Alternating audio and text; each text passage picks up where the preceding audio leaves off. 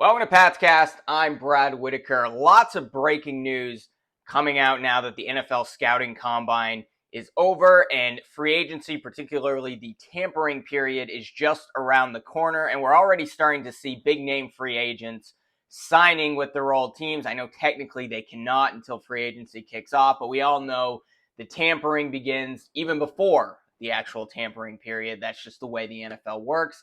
But a lot of breaking news, particularly on who the Patriots plan on bringing back, who they want to re-sign, contracts they've already offered certain players. And I'll get to that in a minute, but a lot of really interesting rumors coming out about who the Patriots are interested in on the free agent market. And this is all part of a plan to quickly rebuild the team on the offensive side of the football.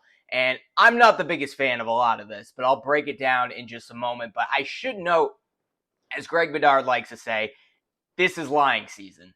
Every possible free agent pickup, every trade scenario is floated out there as if it's fact. Most of it, in all likelihood, is going to turn out to be total crap. That's just the way this works. But even though you should take this with a grain of salt, I think there's a lot of smoke here, especially when considering the new coaching staff under Gerard Mayo and the new offensive coordinator, Alex Van Pelt, who's worked with a lot of these guys before. And that starts with Tampa Bay Buccaneers quarterback Baker Mayfield, who I guess the Patriots are very high on bringing to the team. Now, Tampa Bay is still the highest likelihood. We just found out moments ago that Mike Evans is reportedly coming back to Tampa. He's signing a 2-year deal worth $52 million a year. So $26 million a year. That's the free agency market now for these big name wide receivers, which even though the Patriots have upwards of $100 million in cap space, the most in the NFL, they're going to chew that up pretty quickly if they want to go after a Calvin Ridley or somebody like that. But with Mike Evans coming back to Tampa, that may incentivize Baker to want to return to the Bucs. But perhaps he really does want to go to the Patriots because he's worked with Alex Van Pelt before and had some success, won a playoff game with him in the past. I guess the two have a very great relationship. Now, I don't love this idea, as I said. I think, look, I like Baker Mayfield, but he is a, top 20 NFL quarterback. I know he's coming off of a career season, but I believe if you're bringing in a guy like Mayfield, you're settling for mediocrity.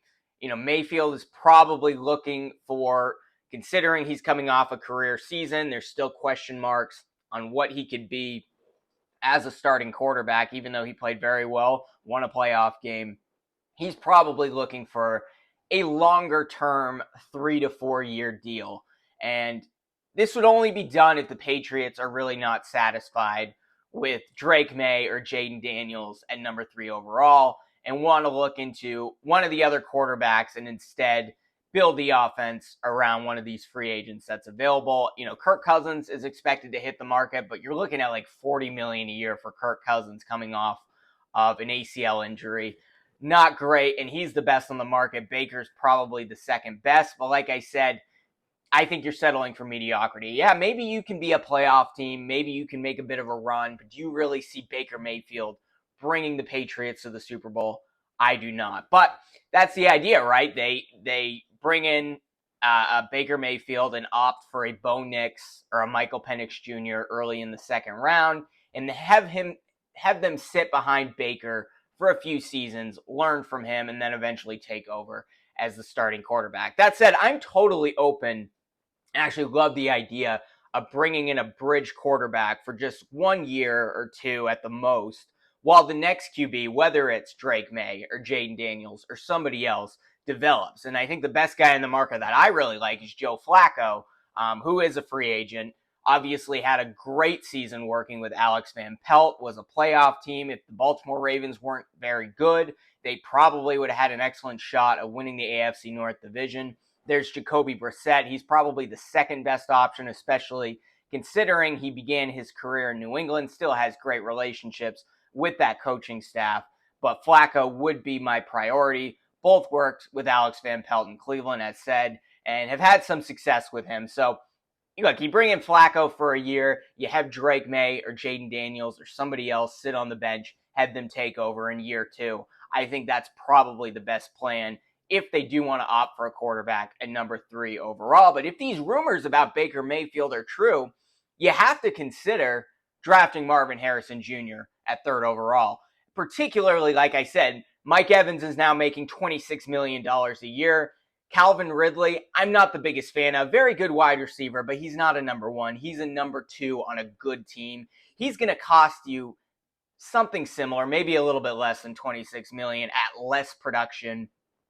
Or you just trade back slightly and make sure you acquire, Malik Neighbors from LSU or Rome Odunze from Washington, who would be, the best wide receiver if this weren't such a deep draft and Marvin Harrison Jr. weren't at the very top. And then maybe you address the tackle position. You get a later first-round pick by trading back, or you address tackle early in the 2nd round. I think that may be the best option. But, if you're bringing in Baker or you're not thrilled with Jaden Daniels or Drake May, you got to think about drafting Marvin Harrison Jr. I think he's a once-in-a-generation wide receiver talent, very disciplined, high-character guy, a guy who's going to contribute and probably be a top 10, maybe even top 5 wide receiver as soon as he goes to his first NFL team. Another rumor that's come out, according to Mass Live, Tyron Smith, who's the left tackle for the Dallas Cowboys, is reportedly hitting the free agent market, and the Patriots are very interested in bringing him. This was a guy I've been floating out they should really go after with all their issues on the offensive line, especially at the tackle position. Tyron Smith earned 2nd team All-Pro honors this past season. He's also an 8-time Pro Bowler, up there in age, approaching his mid-30s, but I really do love this idea. You don't have to worry about left tackle if you bring in a guy like Tyron Smith. Trent Brown seems like a lost cause at this point. Obviously, there are a lot of issues there. Maybe you'll be able to get him for cheap. I'd still consider bringing him back because he's not going to contribute more for any of the other 31 NFL teams as you would New England. We've seen that game before. So maybe you can bring back Trent Brown back, but it might be best to just get him out of that locker room because he was a bit of a distraction, was essentially benched by Bill Belichick at the end of the season. Now, for Tyron Smith, there are some health concerns there, whether he can stay on the field. He's played just 30 out of 68 games the last 4 seasons. Did, however, play 13 this past season, which got him 2nd team All-Pro. But it's kind of hit or miss whether he's going to be on the field. Missed more than half of his games, obviously up there in age. But if you want to bring in a strong veteran left tackle that if he's on the field, he's going to be one of the best in the league, Tyron Smith is going to be that guy. And I think the Patriots, with all their cap space, are going to be able to throw more money at him than just about anybody else.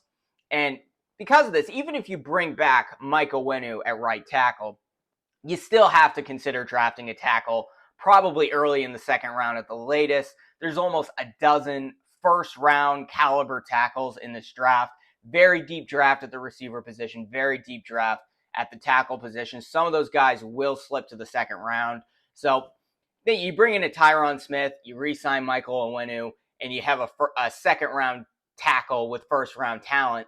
Then you have a lot of options to work with. You could kick back Onwenu to right guard, put the new tackle at right tackle. You got Tyron Smith at left.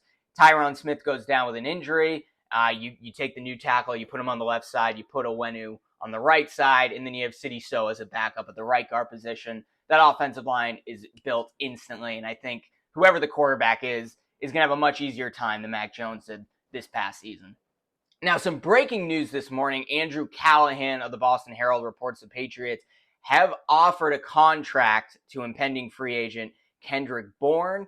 Kendrick Bourne, one of the few receivers on that staff other than Demario Douglas, who has actually been a contributor. He was having a career season up until he tore his ACL, been going through rehab, expected to be ready for week 1, but because he's coming off of that injury, Patriots can probably get him at pretty good value. The front office projections estimate Bourne's new contract is going to be somewhere around $7 million annually. I wouldn't expect more than a 2 to 3 year deal coming off of that injury, but if you can bring in Kendrick Bourne, who is a decent number 2 or a number 3 for a really good team, at just $7 million a year, considering Mike Evans is being paid $26 million a year, that's pretty good. Now, Bourne has certainly expressed his desire to remain with the Patriots. He's posting on Instagram that he wants to come back. He said it in various interviews, but the price really has to be right. And there's also other teams that are probably interested. Miami is a potential destination because he does have ties to that coaching staff. And according to Callahan, the Bills, the Rams, and the Jets could also swoop in and take Kendrick Bourne if he hits the free agency market. So the best case scenario is the Patriots get him early, so you don't have to worry about that. I think $7 million might be a bit low. You may have to pay 8, 9, or 10 for a guy like Kendrick Bourne, but considering how much wide receivers are going to be paid this offseason, I say you take care of it now. Don't worry about it anymore, and at least you got Demario Douglas and Kendrick Bourne in that wide receiver core, and then you ideally can draft another really good receiver, whether it's Marvin Harrison Jr., whether you trade back and still can get a Malik Neighbors or Rome Odunze or some of the other great receivers, Xavier Legette, who may be available in the third round, Roman Wilson from Michigan, also a guy probably available in the third round. There's a lot of ways you can slice it. But then you're not overly reliant on guys like Devontae Parker and Juju Smith-Schuster, who have been nothing but a disappointment so far in New England. Now, Doug Kyed of the Herald also reports the Patriots have offered a contract extension to Kyle Duggar. We don't know the full details on that one, but he's going to be expensive. I think you can survive without bringing Kyle Duggar back. I would still prefer you bring him back, especially over a guy like Josh Uche, who's also a free agent, really only played on third down. So, I think Duggar's the guy you want to go with. I say you throw the bag at him and bring him back. He's kind of one of those foundational defensive pieces, Patriots 3.0, a guy you are going to want to bring back. So Patriots have offered him a contract, apparently. We just don't know the full details on it. Hopefully Duggar's back. Bourne is back. And a guy who I really like, who I would consider the franchise tag for, but it doesn't look like the Patriots are going to opt for that route, is tight end Hunter Henry. Right now, the Patriots have 0 tight ends on the roster. Farrell Brown's a free agent. Hunter Henry's a free agent. Mike Gesicki's a free agent. As long as you address the receiving core, I'm fine with bringing all 3 of those guys back. But the Patriots, even though they're working hard to bring Hunter Henry back, who is probably a top 10 NFL tight end, I guess the two sides are really far apart at the moment, and he's expected to hit free agency. Hopefully that changes. We heard that about Kendrick Bourne. The Patriots and him were very far apart, but now they've offered him a contract. They've offered Kyle Duggar a contract. Maybe it works out with Hunter Henry. Maybe you franchise tag one of those guys. You franchise tag Onwenu and don't have to worry about him for at least another year. I still think Michael Onwenu has to be the top priority. Reports as of at least a few weeks ago say he's likely to hit the free agent market. The Patriots want to pay him somewhere close to $15 million a year, but looking at the market now for a guy who essentially is a starting right tackle, even though he's played most of his career at right guard, he's probably going to cost you somewhere around 18 to 20 million. I say you do it. Bring back all 4 of those guys if possible, and at least you're bringing back the core foundation, the things that are working, and you still have a little bit of cash to spend in the free agency market, but you really got to hit with these free agents, and you really got to hit with the draft if you want to rebuild this offense. But let me know what you think. If you like the idea of Baker Mayfield coming in and you think he's ready to be the Patriots quarterback of the future, you like the idea of Tyron Smith, even with his injury concerns, I'm definitely more bullish on Tyron Smith. Don't love the Baker idea, but let me know if you disagree. Be sure to like this video and subscribe and share it with your friends, and I'll be back tomorrow.